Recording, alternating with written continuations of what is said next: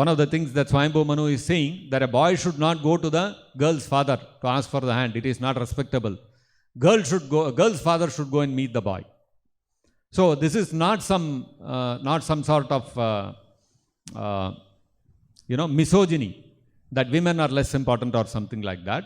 The point is that in those days, in the Vedic culture, a girl's father would always look for a highly qualified boy for to accept the hand of his daughter.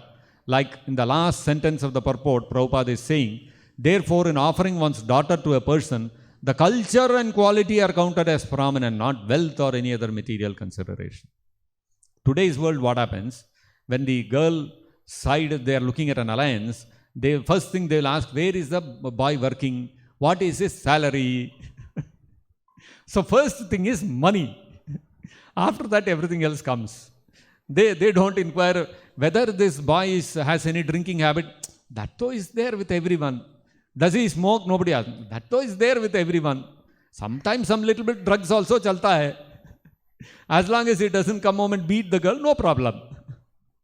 So people are not bothered about culture, about character and all that. As long as he's earning good money, no problem. Whereas in the olden days, it was not like that.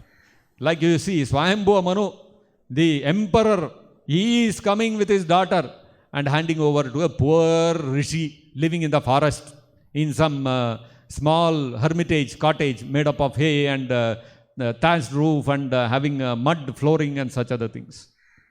Whereas emperor means he will be living in royal opulence in the palace. But he is not considering what is the monetary capability, what is the financial status of my future son-in-law. He is thinking, what is the character? So, in those days, because the responsibility for a daughter, for the father towards the daughter was so high, that he will always think of finding a very highly, much more qualified than my daughter. A father will always think of finding a groom who is much more qualified than my daughter.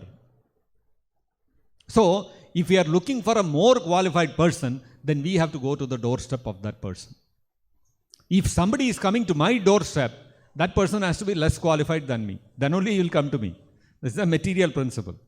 Therefore, in the olden times, it is said that a respectable marriage means the girl's father has to come to see the boy. That means the boy is of much higher qualification and character than the girl's side. That is a respectable thing for a boy. If the boy has to go and ask somebody's hand, that means he is not qualified for the girl. So very likely that he will get rejected.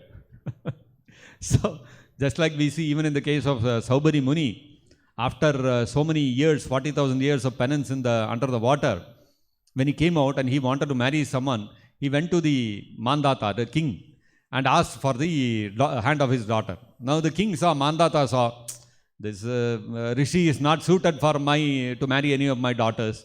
So what to do? But I don't want to say no also to him. So he said, you go and ask any of my daughters, anyone wants to marry you, you can marry her. That's another way of saying no.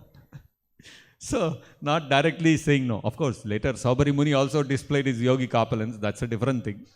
But, that kind of situation, Swayambhu Manu is saying, Kardama Muni, you should not get into. So, I have come myself. So, you please accept. So, we have to, these are the kind of, the spirit behind all such instructions given in the Vedas. Not that who is higher or superior, but according to certain desires of the different people, there are different things which are enjoined in the Shastras. From that perspective, we have to see and understand these things.